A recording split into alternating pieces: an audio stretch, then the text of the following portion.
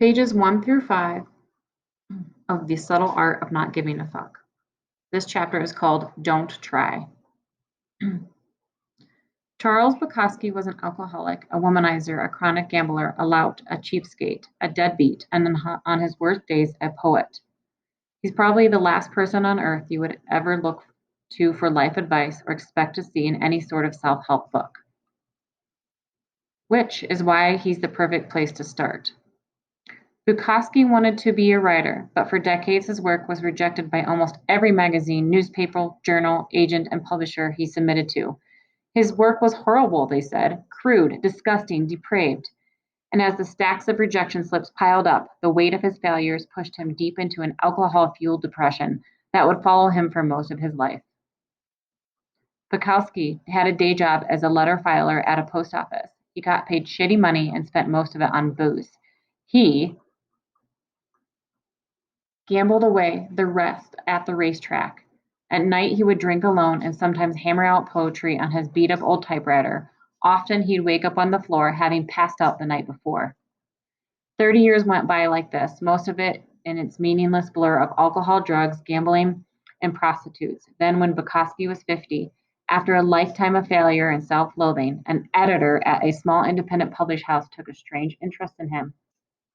The editor couldn't offer Bukowski much money or much promise of sales, but he had a weird affection for the drunk loser, so he decided to take a chance on him. It was the first real shot Bukowski had ever gotten, and he realized probably the only he would ever get. Bukowski wrote back to the editor, "I have one of two choices. Stay in the post office and go crazy, or stay out here and play at writer and starve. I have decided to starve."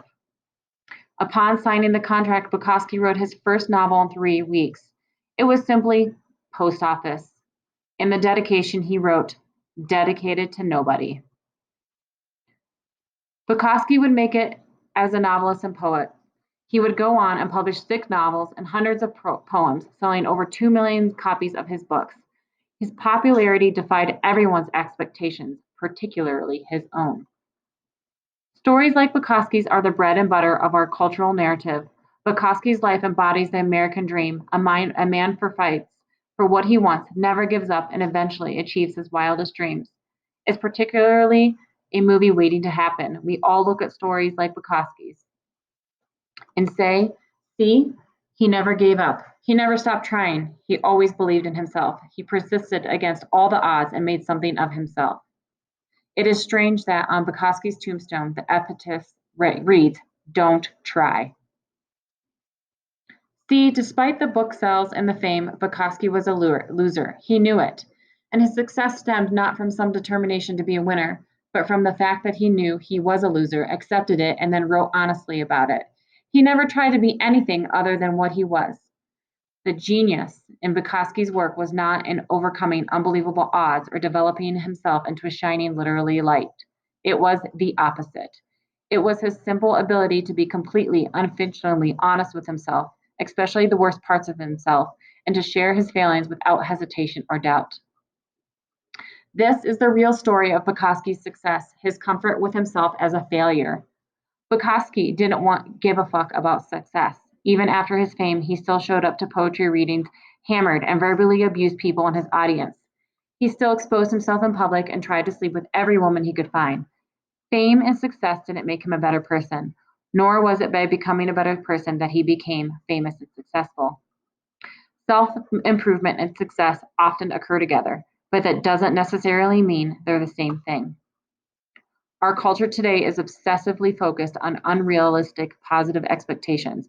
Be happier, be healthier, be the best, be better than the rest, be smarter, be faster, richer, sexier, more popular, more productive, more envied, and more admired. Be perfect and amazing and crap out 12-karat gold nuggets before breakfast each morning while kissing your selfie-ready spouse and 2.5 kids goodbye. Then fly your helicopter to your wonderfully fulfilling job where you spend your days doing incredibly meaningful work that's likely to save the planet one day. But when you stop and think really about it, conventional life advice, all the positivity and happy self-help stuff we hear all the time, is actually fixating on what you lack. It lasers in what you perceive your personal shortcomings and failures to already be, and then emphasize them for you. You learn about the best ways to make money because you feel you don't have enough money already. You stand in front of the mirror and repeat affirmations saying that you're beautiful because you feel as though that you're not beautiful already. You follow dating and relationship advice because you feel that you're unlovable already. You try goofy visualization exercises about being more successful because you feel as though you aren't successful enough already.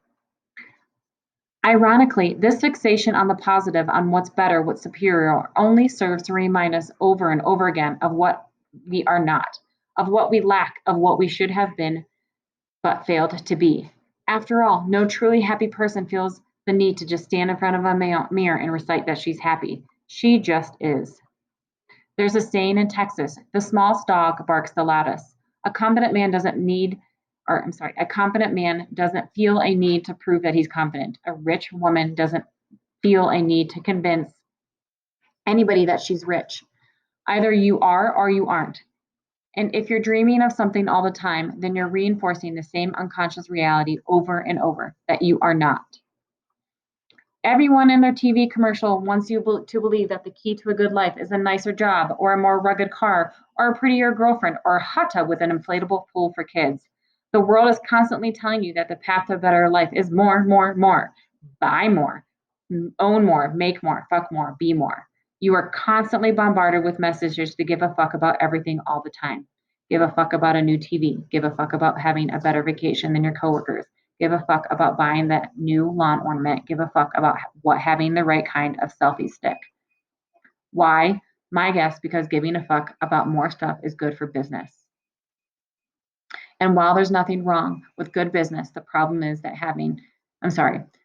and while there's nothing wrong with good business, the problem is that giving too many fucks is bad for your mental health. It causes you to become overly attached to the superficial and fake, to dedicate your life to chasing a mirage of happiness and satisfaction. The key to a good life is not giving a fuck about more.